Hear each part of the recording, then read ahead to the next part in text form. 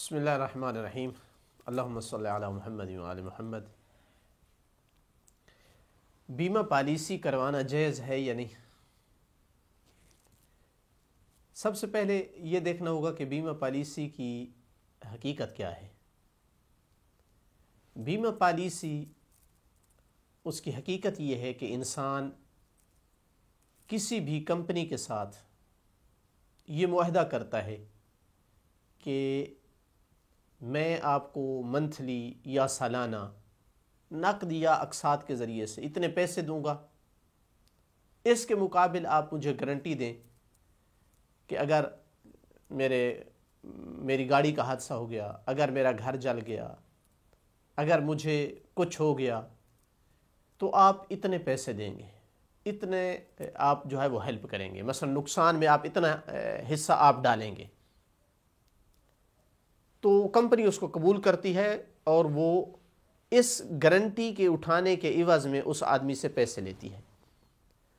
تو انسان جو پیسے ادا کرتا ہے بیمہ پالیسی میں، وہ قرض نہیں دیتا ہے،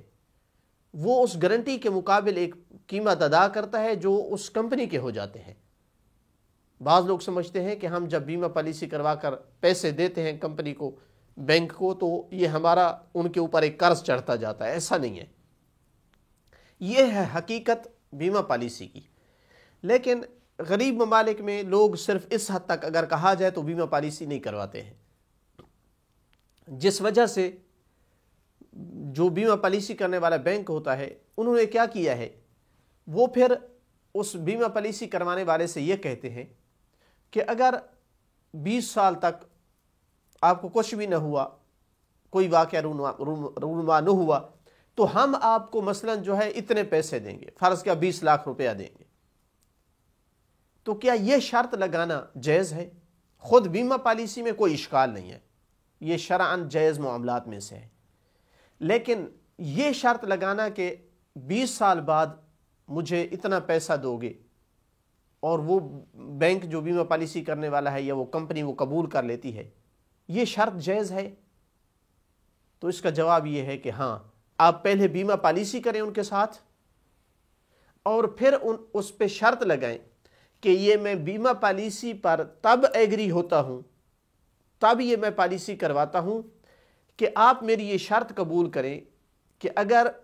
15 سال کے دوران یا 20 سال کے دوران یا 10 سال کے دوران اگر میرے گھر میں کوئی ایسا واقعہ رونما نہ ہوا، کوئی حادثہ نہ ہوا، تو آپ مجھے 20 لاکھ روپیہ دیں گے، ہدیہ دیں گے، گفٹ کریں گے۔ تو کوئی حرج نہیں ہے، یہ شرط لگائی جا سکتی ہے، چونکہ یہ اس قرض کی طرح نہیں ہے جو آپ بینک میں جمع کرواتے ہیں اور پھر بینک جو ہے آپ کو اضافی اس پر چارجز لگا کے واپس کرتا ہے تاکہ کہا جائے کہ یہ قرض پر سود ہے۔ یہ قرض نہیں ہے، بیمہ پالیسی کی ایک اور حقیقت ہے جو ہم نے بیان کی ہے۔ اسی وجہ سے بیمہ پالیسی کا ایک اور مسئلہ وہ کافی پیش آتا ہے، اور لوگ پوچھتے ہیں کہ بیمہ پالیسی کرانے والا آدمی جب دنیا سے چلا جاتا ہے تو وہ پیسہ کہاں جائے؟ کیا وہ ورثہ میں تقسیم ہو جس طرح اس کا دوسرا ترکہ تقسیم ہوتا ہے، یا وہ اس آدمی کو ملے کہ جس آدمی کا اس نے نام دیا تھا بیمہ پالیسی میں؟ تو اس کا جواب یہ ہے کہ ہم نے جیسا کہ بیان کیا ہے کہ بیمہ پالیسی میں جو پیسہ ملتا ہے